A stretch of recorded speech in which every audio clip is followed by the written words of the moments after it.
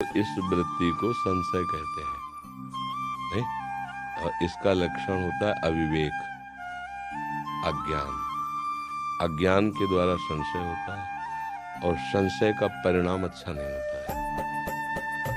जो संसार की उन्नति है, जो संसार के कार्य है, ये कोई महत्वपूर्ण बात नहीं है।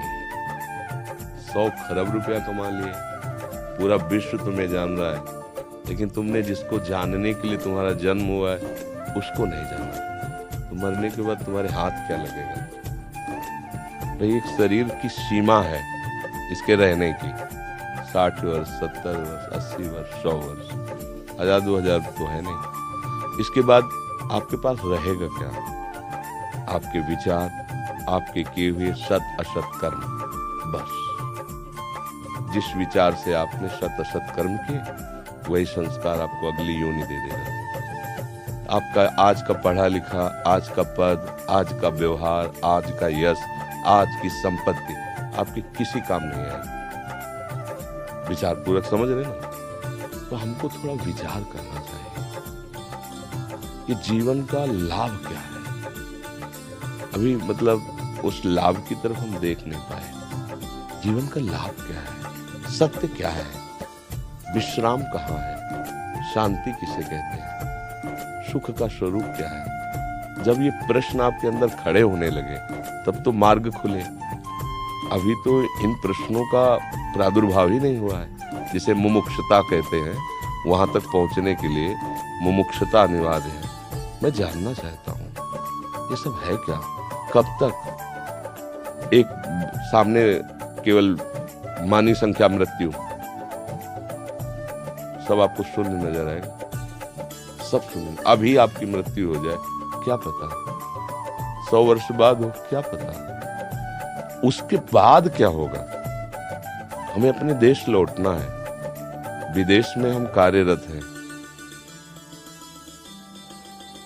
लेकिन सरकारी आदमी होकर के हम अपने देश के हैं, अपने सरकार के हैं। तो आपको जितनी सुविधाएं मिली उनका भोग कीजिए। परिणाम में आपको सरकारी सुविधाएं और मिलेंगी और सरकार आपको पदोन्नति देगी। ऐसा होता है ना, जब आप सरकारी आदमी बन के जाओगे, आप अपने पर्सनल से जाओगे तो हानि लाभ आपको भोगना पड़ेगा। और वहां से मकान तो उठा के लाओगे नहीं। ऐसे ही कुछ थोड़ा सा भावना बनाइए कि हम श्री भगवान के हैं, श्री कृष्ण के हैं। पूरा विश्व श्री कृष्ण का है। मुझे श्री कृष्ण की सेवा मिली है। अलग अलग सेवाओं के स्वरूप है। कोई व्यापार करता है, कोई नौकर, लेकिन वो है ना भगवान की सृष्टि में। अगर उस सेवा को भगवान का मान लो, हर समय नाम जप करते रहो और ये विचार करो कि यहाँ की उन्नति का कोई महत्व नहीं। भले किसी पद पर पहुंच जाओ, आपको गर्व नहीं होगा, बढ़िया जीवन चलेगा।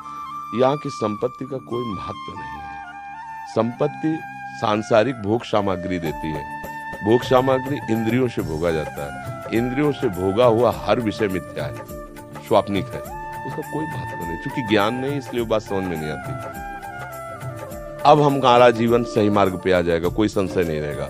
हर क्रिया भगवान को समर्पित करो। पूरी सृष्टि श्री भगवान की है और मैं उनका एक सेवक हूँ। मुझे ये सेवा दी गई है। ईमानदारी से उस सेवा को भगवान की सेवा मान के करो और नाम जप करो। कुछ समय बाद आप, अगर जो हम कह रहे हैं इसे धारण करना, कुछ समय आप बाद देखना आपके अंदर संशय खत्म हो जाएगा।